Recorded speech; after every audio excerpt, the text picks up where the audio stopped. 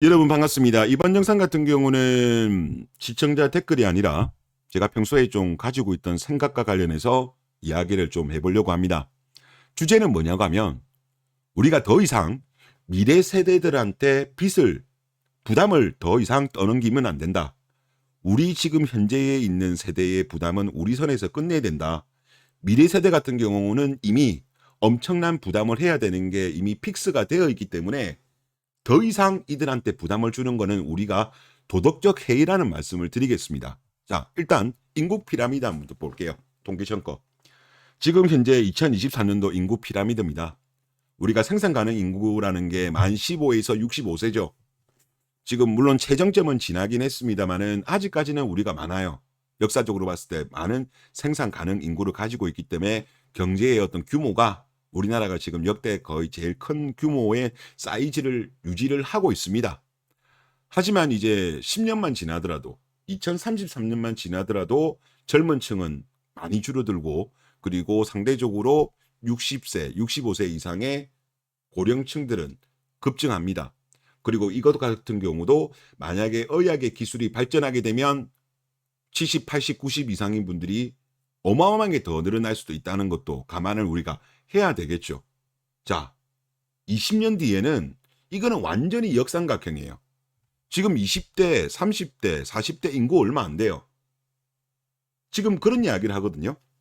지금 현재 같은 경우는 지금 젊은 층 4명이 1명의 노인을 부담한다.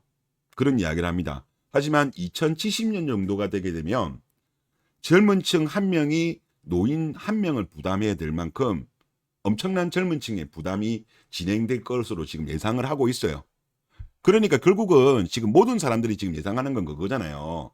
어차피 인구 구조가 박살났기 때문에 뭐 나중에 뭐 이민 정책이라든가 뭐 어떻게 다른 게 나오긴 하겠습니다만은 이랬든 저랬든 간에 일단 기본적인 골격 자체가 무너졌기 때문에 지금 젊은 뭐 20세 이하의 아이들 그리고 이후에 태어날 아이들 같은 경우는 초고령화 국가가 되면서 엄청난 세수의 부담이 될 거라고들 많이들 전망합니다.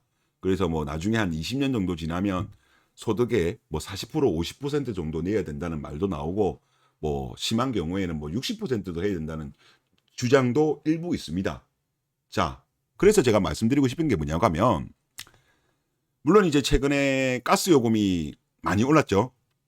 연초에 많이 올라가지고 많은 분들이 깜짝 놀랐다. 부담이 많이 된다. 이런 말씀들을 많이들 하셨습니다. 저도 깜짝 놀라긴 했는데 그러다 보니까 지금 뭐 이 전기요금, 가스요금과 관련해서 이게 전 정부 잘못이냐, 현 정부 잘못이냐, 뭐 갑론을박이 있습니다. 진영에 따라서 있기는 있습니다만은 일단은 뭐 그 내용은 차치하더라도 일단 기본적으로 우리나라가 전기요금과 가스요금 그리고 교통 같은 경우는요. 전 세계로 봤을 때 우리나라가 매우 저렴한 국가입니다. 그 저렴하게 쓸 수 있었던 이유는 뭐냐고 하면 한전도 그렇고 뭐 가스공사도 그렇고 예를 들어서 뭐 서울의 교통공사라든가 그리고 뭐 서울시 버스 같은 경우도 아마 서울시에서 예산을 지원을 하는 걸로 알고 있습니다. 그리고 이들 같은 경우는 계속적으로 부채가 늘어나고 있어요. 그래서 우리가 사실 저렴하게 쓰는 거거든요. 그리고 일본 다녀오신 분들이 특히 그런 말씀들을 많이 하시잖아요. 일본에 가면 그 지하철 요금이 엄청나게 비싸다. 그런 이야기도 많이 하시죠. 그러니까 지금 뭐냐면 우리나라 같은 경우는 뭐 전기, 가스 이런 교통비 등을 저렴하게 쓰는 거는 결국은 미래 세대들한테 지금 떠넘기고 있는 거예요. 떠넘기고 있는 겁니다. 떠넘기고 있는데 근데 말씀드렸다시피 지금 인구 구조는 이미 박살나는 거는 결정이 났어요. 그럼 결국은 나중에 이후의 세대들 같은 경우는 부담이 늘어나는 거는 기정사실이면 사실인데 여기서 더 우리가 미래 세대들한테 부담을 더 지우면 안 된다는 거예요. 자, 지금 현재 우리나라 국가 부채 비율을 보겠습니다. 지금 2022년도 기준으로 했을 때 GDP 대비해서 49.6%예요. 다른 나라랑 비교해 봤을 때 우리나라가 절대적인 국가 부채 비율이 그리 큰 건 아닙니다. 1067조예요. 그리고 이제 그 문재인 정부 5년 동안 400조가 늘었습니다. 역대 정부보다 가장 많이 썼습니다. 물론 코로나라는 특별한 상황이 있었기 때문에 더 많이 쓴 부분도 충분히 있습니다만은 하여튼 지금 뭐 문재인 정부가 2017년도 5월 달에 취임을 했는데 2017년도 같은 경우는 36.0이었어요. 그리고 문정부가 2022년도 5월에 이제 끝났죠. 하여튼 그 사이에 13.6만큼 국가 부채 비율이 많이 늘었습니다. 그래서 일부에서는 그런 이야기도 하죠. 우리나라 국가 부채 비율이 OECD 국가 대비해서는 적다라는 이야기를 하는데, 근데 이거 사실 이게 약간 좀 숨은 내용이 있어요. 우리나라 같은 경우는 상대적으로 국가 부채 비율이 공공기관 부채로 넘어가 있는 경우가 많아요. 그래서 실질적으로 국가 부채 비율과 공공기관의 부채를 합치면 절대적으로는 우리나라가 작은 국가가 아닙니다. 자, 2022년도의 공공기관 부채 같은 경우는 670조입니다. 특히 이제 적자가 많은 데가 뭐 LH, 그리고 뭐 예를 들어서 뭐 한전, 가스공사 이런 데가 이제 특히 부채가 많아요. 그러니까 지금 670조랑 국가 부채 1067조를 합치게 되면 얼마입니까? 거의 뭐 1700조 정도, 1700조가 넘어가요. 결코 작은 게 아니에요. 자, 일단 중요한 건 뭐냐고 하면 지금 보세요. 인구가 계속적으로 증가하고 경제 규모가 계속적으로 우리가 늘어나고 그렇다고 한다면 어느 정도 우리가 일종의 레버리지 개념이죠. 레버리지를 써서 일단 우리가 성장하기 위해서 빚을 늘려가지고 어느 정도 후손들한테 약간 좀 부담을 지울 수도 있다라고 생각됩니다. 근데 지금 여러분도 아시겠지만 지금은 이제 그 상황이 아니에요. 인구 정점은 지났습니다. 그리고 대한민국의 이 성장이 계속적으로 이어질까?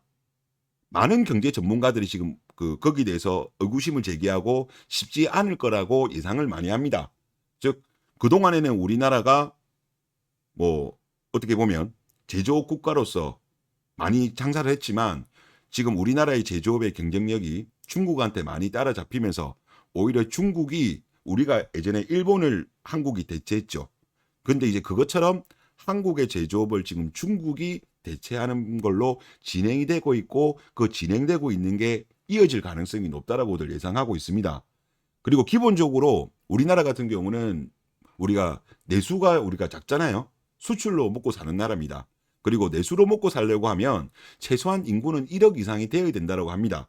근데 우리나라 현재 인구가 5,200만이고 지금 계속적으로 우리나라 출산율이 줄어들고 있는 상황에서 내수 시장은 계속적으로 쪼그라들고 있고, 그리고 대한민국의 가계부채 같은 경우는 지금 전년도 4분기로 했을 때 108.5% 정도 나옵니다. 즉 가처분 소득도 줄어들고 있습니다. 즉 우리나라는 이제 축소로 들어가는 겁니다. 최소한 행보 내지 축소에 대한민국으로 지금 우리가 가게 돼 있어요. 그러니까 더욱이 미래 세대 인구가 줄어드는 것이 확실하고, 그런 상황에서 안 그래도 우리가 미래 세대들은 엄청난 어떤 세금 부담을 해야 된다는 것은 이미 알고 있는데 더 이상 미래 세대한테 부담을 더 안기면 안 된다라고 저는 봅니다. 즉 현재 살아가는 우리 세대의 어려움은 현재 세대가 저는 해결해야 된다고 생각해요. 그래서 저는 그런 말씀을 드리고 싶어요. 뭐 전기요금, 가스요금, 뭐 교통비 이런 거 있잖아요. 저도 사실 저렴하게 이용하고 싶죠. 뭐 그 생각은 똑같습니다만은, 그런데 우리가 계속 이런 식으로 가면 나중에 우리 후손들한테 욕 들어 먹어요. 안 그래도 나중에 세금을 많이 부담해야 될 젊은이들, 태어날 아이들인데 지금 현재 우리가 조금 생활비 좀 아끼려고 전기요금, 물론 이제 한전이나 가스공사 이런 데서도 고강도 자고책을 하고 자산 매각을 하고 임금을 반납하고 여기도 자체적으로 구조조정을 해야 되는 거는 당연한 거고요. 그리고 지금 현재를 살아가고 있는 우리의 현 세대들도 어느 정도 더 이상 이런 공공기관들 적자가 늘어나지 않게, 그리고 국가 부채 비율이 늘어나지 않게 균형 재정을 해야 된다는 거죠. 줄이지는 못한다고 하더라도 최소한 현상 유지는 해야 된다. 그렇지 않다면 정말 나중에 그 미래의 젊은 세대들은 말도 하지 못할 고통을 받을 거고, 그리고 그 윗세대들, 지금 현재 우리가 살아가고 있는 지금 우리 세대들한테 엄청나게 욕을 할 겁니다.